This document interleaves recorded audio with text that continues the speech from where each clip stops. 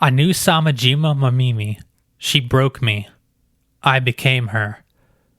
Coming out as bisexual during my high school senior year and the events that followed aren't the only dark clouds that have been hanging over me. Lunch during my junior year was a blast. I had a bunch of friends in my lunch block, and we would play Mario Kart DS together over download play. It was a lot of fun. However, senior year was a stark contrast. I had no one to sit with at lunch except for this one girl whom I'll refer to as Mamimi. She was very troubled, to say the least. Mamimi had the biggest snaggletooth grin. This sharply contrasted with the words that came out of her mouth. She would tell me horrible things that I probably can't repeat on YouTube, but I'll do my best to explain them nonetheless. She proudly showed me the scars and burns she had given herself. She even told me about the times that she tried to end her life while giggling.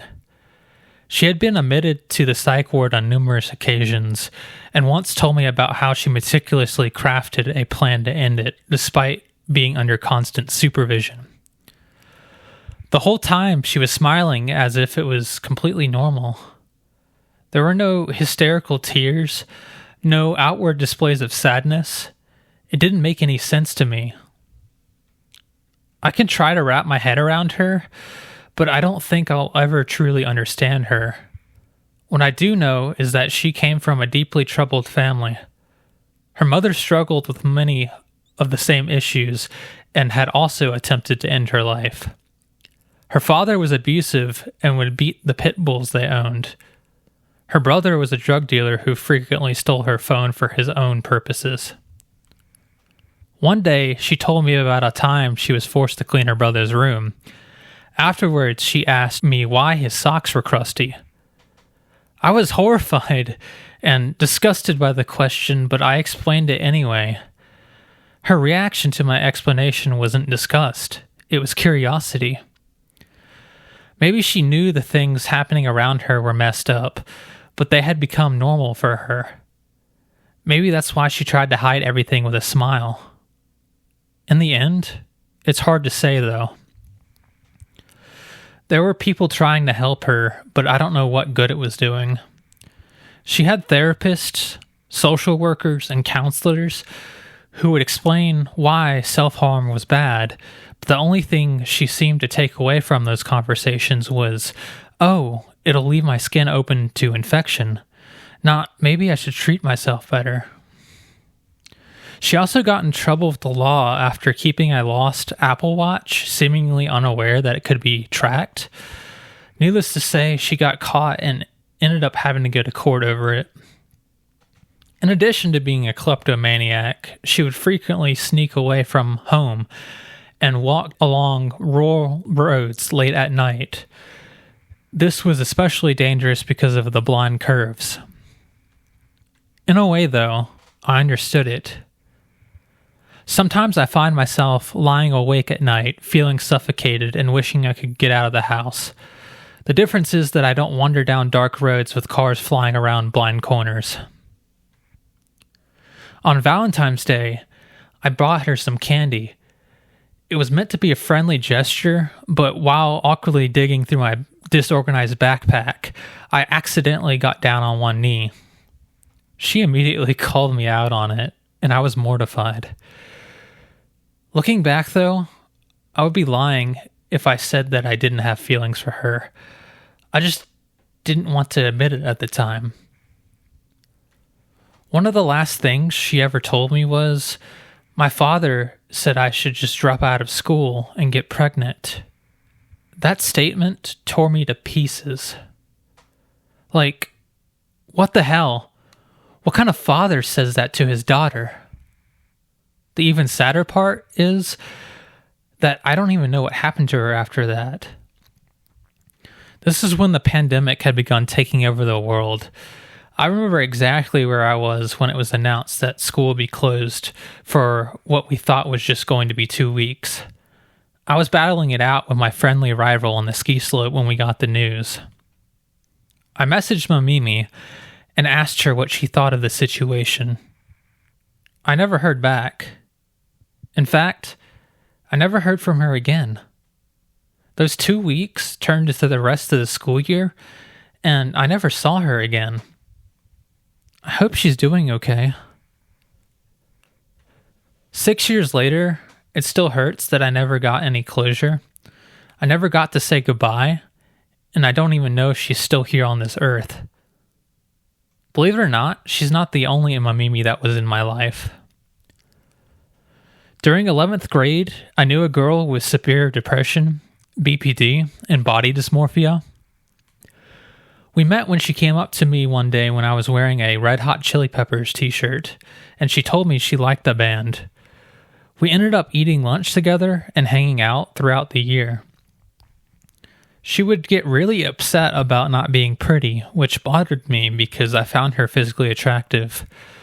I also didn't think someone should place so much value on looks alone. At the time, I drew a lot, so I was showing her one of my characters that I had created. She said something along the lines of, "Oh, I wish I was pretty like her." The irony is that I had loosely based the character on her. What really disturbed me about her situation was that she was on such a high dose of antidepressants that it was damaging her kidneys. She would constantly be in and out of the hospital because of it, and I asked her why they couldn't lower the dosage or come up with a better solution, and her reply was that the doctor had said that she would likely harm herself if they did. At the time, I couldn't understand how this was the best option available, and I'm still not sure if it is. In addition to inspiring me to start playing the guitar, the suffering that she went through caused me to start questioning the morality of God for the first time.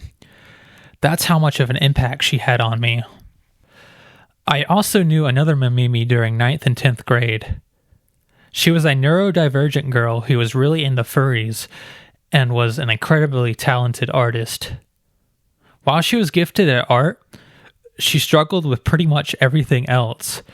She had crippling anxiety and would stay home for weeks at a time because of it. She even developed stomach issues from the stress. One day, someone had burned something in the microwave and set off the fire alarms.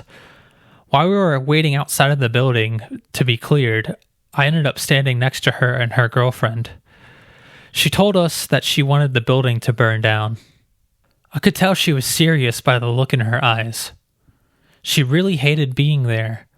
She was trapped in an institution she didn't understand, surrounded by people who didn't understand her. This reminds me of the scenes from the second episode of Fooly Cooly, Firestarter.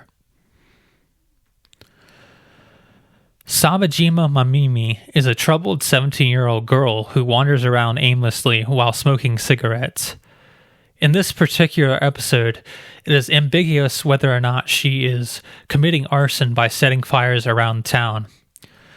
During the climax, we see her kneeling in front of the ashes of the elementary school she once attended, performing some kind of ritual. She hated that place, and yet the rubble still remained despite its destruction. As viewers, we never get a complete picture of what made her who she is, but hints are dropped throughout the AOVA. Naota's father points out that her family is struggling financially, which is why she eats day-old bread. Naota's friends gossip about her being bullied, and we know she feels abandoned by her ex-boyfriend Tasku, who also happens to be Naota's older brother. We have these clues, but to me, she still feels like a mystery. I think that's because Fooly Cooly is ultimately Naota's story, not Mamimi's. We see her through his eyes rather than her own. He can never completely wrap his head around her, just like I can never fully understand the Mamimis I've known in my life. That doesn't mean she didn't have an impact on him, though. In fact, she may have had a bigger impact than he realized, much like the people I've called Mamimi in my own life. Recently, I've realized that I am a Mamimi too. Not because I've lived the same life as they did, but because I understand what it's like to feel lost, trapped, and desperate for a way out. Mamimi the character and the Mamimis in my life are like reflections of myself. That's why they have stuck with me for such a long time. During my freshman year of college, I felt completely out of place. The pandemic had trapped me in a dorm room with a terrible roommate, and at the same time, I was still dealing with the fallout of coming out as bisexual and the loss of the Mamimi in my life. The alienation I felt during that time was intense. The people who were supposed to love me unconditionally rejected me for who I was, and I struggled to connect with anyone else. What was the point? The pandemic didn't help matters either. Sometimes I would go out on campus at 1 o'clock in the morning and longboard around without a helmet. Other times I would wander around listening to Depression Cherry by Beach House or Loveless by My Bloody Valentine. Looking back, I think I was searching for the same thing many of the Mamimis in my life were searching for, an escape. The difference is that I realized it before it consumed me. In addition to that, I was battling things I didn't completely understand. I come from a messed up family, and I didn't fully realize how messed up it was until recently. But that's a story for another video. Maybe that's why these people have stayed with me for so long. They weren't just troubled people I happened to know. They reflected parts of myself that I wasn't ready to confront. Thankfully, I'm not wandering through all of this alone anymore. During the later years of my college career, I was able to meet friends that I could trust enough to share my story with. And in a way, you've been a part of that too. I just want to take a moment to thank everyone for the love and support I received after my coming out video. I wasn't expecting it to blow up like it did, but I genuinely appreciated reading through the comments and replying to them.